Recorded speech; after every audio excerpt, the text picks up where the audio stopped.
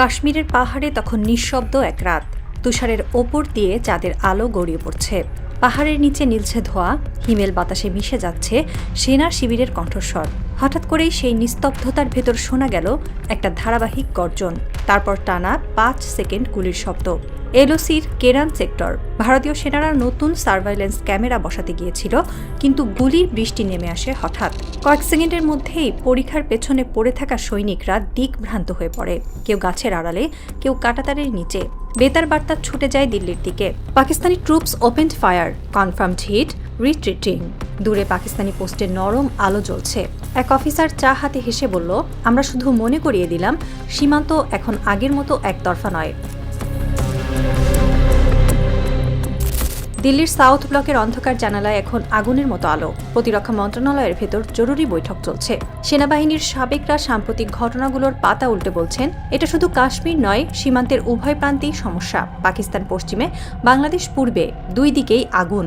দিল্লির বুদ্ধিজীবী মহলে এখন এক নতুন শব্দ ব্যবহার করছে, টুইন ফ্রন্ট থ্রেট। ভারতের সামরিক ইতিহাসে প্রথমবার একই সময়ে দুই প্রতিবেশী সীমান্তে সক্রিয় প্রতিরোধ গড়ে তুলেছে। একদিকে পাকিস্তান এখন নতুন আকাশ প্রতিরক্ষা ও যৌথ মহড়া নিয়ে প্রস্তুত, অন্যদিকে বাংলাদেশের নতুন সরকার ঘোষণা দিয়েছে তিস্তা নদী বাংলাদেশের, এর পরিকল্পনাও বাংলাদেশের হাতে। ভারতীয় পলিসি মেকাররা আতঙ্কে বলছেন, চিকেন স্নেক শিলিগুড়ির ওই সরু করিডোরটাই আমাদের দুর্বলতম পয়েন্ট, আর এখন ওখানেই চীনের প্রযুক্তি ঢুকছে বাংলাদেশের মাধ্যমে।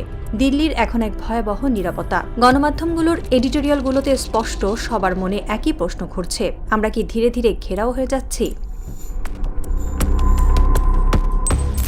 কয়েক বছর আগেও এলওসিতে এক রাউন্ড গুলি চললেই ভারতীয় চ্যানেলগুলো হইচই করত।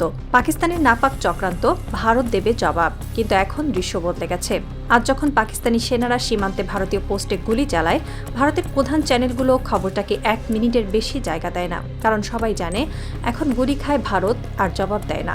ভারতের এক রিটায়ার্ড অফিসার স্বীকার করলেন, এই মুহূর্তে পাকিস্তানের সামরিক শিল্প যে উচ্চতায়, তাতে সংঘর্ষ মানে আত্মঘাত। রয়টার্সের সাম্প্রতিক রিপোর্টে বলা হয়েছে, পাকিস্তান এখন 13টি দেশের সঙ্গে প্রতিরক্ষা চুক্তিতে আছে, যার মধ্যে সবচেয়ে অগ্রসর স্তরে আছে বাংলাদেশ।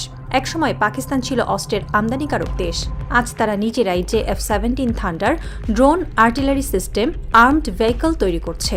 আর ভারত, তারা এখনও রাফালের বাণিজ্যিক দামে বন্দী। এই শক্তির ফারাকটাই আজ দিল্লিকে বাধ্য করেছে চুপ থাকতে, কারণ গুলির জবাব দিলে পাকিস্তান শুধু সীমান্ত নয়, মিডিয়াতেও জিতবে। এদিকে ঢাকায় সকালটা অদ্ভুত রকম শান্ত, তবে এই নীরবতা মেঘের আগের প্রশান্তির মতো। চীনের রাষ্ট্রদূত সোমবার সকালে হেলিকপ্টারে করে রংপুরের তিস্তা নদী পাড়ে নামেন। চারপাশে নিরাপত্তা টহল। তিস্তার প্রস্তাবিত ব্যারেজ প্রকল্পের খসড়া তিনি খুলে দেখাচ্ছেন। চীনের ইঞ্জিনিয়াররা নদীর গভীরতা বাড়িয়ে বন্যা প্রতিরোধী জলাধার তৈরি করবে এবং বাংলাদেশের কৃষি অর্থনীতিকে বদলে দেবে। এই দৃশ্য ভারতের পক্ষে ভয়াবহ, কারণ তিস্তা নদীর পাশ দিয়ে চলে গেছে শিলিগুড়ি করিডোরের চিকেন স্নেক, ভারতের উত্তর পূর্বাঞ্চলের সঙ্গে বাকি ভারতের একমাত্র সংযোগ পথ। হাসিনা সরকারের আমলে ভারত এই প্রকল্প আটকে দিয়েছিল, কিন্তু এখন বাংলাদেশের নতুন নেতৃত্ব ঘোষণা দিয়েছে, আমরা চুক্তি করব তাদের সঙ্গে যারা কাজ দিতে পারে, শর্ত নয়, সহযোগিতা দিতে পারে। ভারতীয় মিডিয়া উত্তাল হয়ে লিখছে, Bangladesh teasing India over chicken snake. কিন্তু বাস্তবতা হলো, বাংলাদেশ এখন আর ভারতের টিজিং করছে না, সে নিজের অর্থনৈতিক ভবিষ্যৎ গড়ে নিচ্ছে চীনের সঙ্গে। দিল্লির কূটনীতিকেরা যে এটাকে চীনা হুমকি বলছে, ঢাকা সেটাকেই বলছে জাতীয় স্বপ্নের ইঞ্জিন। ভারতের প্রতিরক্ষা মানচিত্রে শিলিগুড়ি করিডোর হল এক মরণ দুর্বলতা। মাত্র 22 কিলোমিটার চওড়া এই অংশটাই ভারতের পূর্বাঞ্চলীয় রাজ্যগুলোকে বাকি দেশের সঙ্গে যুক্ত রাখে। চীনা বা বাংলাদেশি সেনা যদি কখনো এই পথ কেটে দেয়, ভারত দুই ভাগে ভেঙে যাবে। এখন সেই করিডোরের দুই পাশেই গড়ে উঠছে চীনের সহায়তায় বাংলাদেশের নতুন অবকাঠামো, rail line, power station, Teesta barrage. সবকিছুই ভারতের সামরিক দৃষ্টিকোণ থেকে এক একটা দুঃস্বপ্ন। একজন ভারতীয় সাংবাদিক লিখেছেন, বাংলাদেশ আর কেবল সীমান্তের দেশ নয়, এটি এখন আমাদের কৌশলগত আয়নার মতো, যেখানে নিজেদের দুর্বলতা স্পষ্ট। চিকেন স্নেকের ভেতর ভারতীয় সেনাদের এখন নতুন নির্দেশ দেওয়া হয়েছে, চীনা ইঞ্জিনিয়ারদের যে কোনো গতিবিধি নজরদারিতে রাখো। কিন্তু মাঠে কাজ করছে বাংলাদেশি প্রকৌশলীরা, তাদের পাশে চীনের প্রযুক্তিবিদরা। ভারত বুঝে গেছে, নজরদারি করলেও বাস্তবতা বদলাবে না, কারণ এই নির্মাণ কাজের পেছনে যে শক্তি কাজ করছে তার নাম এক নতুন আত্মবিশ্বাস, বাংলাদেশ। ভারত এখন বন্ধুত্ব শব্দটা ব্যবহার করে ঢাকাকে বোঝাতে চায় আমরা তোমাদের সবচেয়ে ঘনিষ্ঠ মিত্র, কিন্তু ইতিহাস বলে এই বন্ধুত্বের আড়ালে আছে নিয়ন্ত্রণের জাল। যখনই বাংলাদেশ স্বাধীন সিদ্ধান্ত নেয়, চীনের সঙ্গে প্রকল্প, পাকিস্তানের সঙ্গে প্রতিরক্ষা আলোচনা, ভারতের সঙ্গে কূটনীতি সঙ্গে সঙ্গে বদলে যায় বন্ধুত্ব থেকে সন্দেহে। এটাই ভারতের দ্বিমুখী নীতি। একদিকে তারা বলে বাংলাদেশ আমাদের ভাই, অন্যদিকে তারা সীমান্তে ফায়ারিং বাড়ায়, বাণিজ্যের শুল্ক আরোপ করে এবং নদী চুক্তি ঝুলিয়ে রাখে। কিন্তু এইবার পরিস্থিতি আলাদা, কারণ এখন ঢাকায় এমন এক নেতৃত্ব এসেছে যারা কূটনীতিকে বিনিময় নয়, সমতা হিসেবে দেখে। তারা বলছে যে আমাদের মর্যাদা দেবে, আমরা তার সঙ্গেই দাঁড়াবো। এই ঘোষণায় দিল্লির কানে বজ্রপাতের মতো, কারণ ভারতের পররাষ্ট্র নীতি এত বছর ধরে দাঁড়িয়েছিল বাংলাদেশের নিরাপত্তাকে পুঁজি করে। এখন সেই নিরাপত্তা ভাঙছে, আর যখন এক জাতি নিজের মর্যাদা ফিরে পায়, তার প্রতিবেশীর আধিপত্য টেকে না। এশিয়ার মানচিত্রে নতুন বাস্তবতা তৈরি হচ্ছে। চীন, পাকিস্তান, বাংলাদেশ তিনটি দেশ এখন একই সুরে বলছে স্বাধীনতার কোনো বিকল্প নেই। পাকিস্তান তাদের সামরিক শিল্প দিয়ে ভারতের ভয়কে ভেঙেছে, বাংলাদেশ তার পররাষ্ট্রনীতি দিয়ে ভারতের মনোপলি ভেঙেছে, আর চীন তার প্রযুক্তি দিয়ে ভারতের দম্ভ ভেঙেছে।